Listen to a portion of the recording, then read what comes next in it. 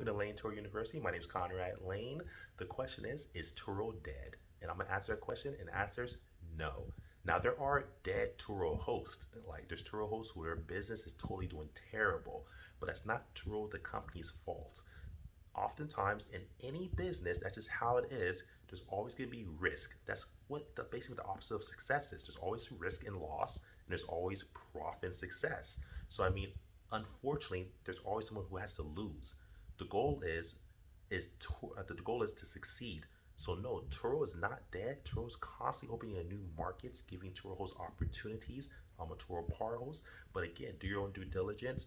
But no, Turo is not dead. Turo gives you the opportunity to add your car, low barrier to entry, where you don't need a lot of capital to become a Turo host, and you can make a lot more money with them marketing your cars. They're basically a lead company. Think of that way. You basically add your car, and it gets you renters and leads of people who could share that you can share your car with for income.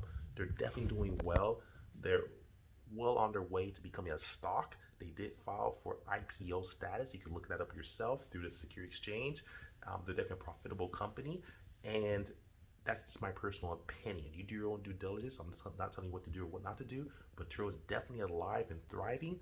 But there are dead Turo hosts who don't understand how to be proper and how to actually utilize the Turo market, and that's an individual thing. But Turo, the company's definitely doing well. Do your own due diligence, but I highly recommend it. I love Turo. Like, subscribe, share, Carl. Peace.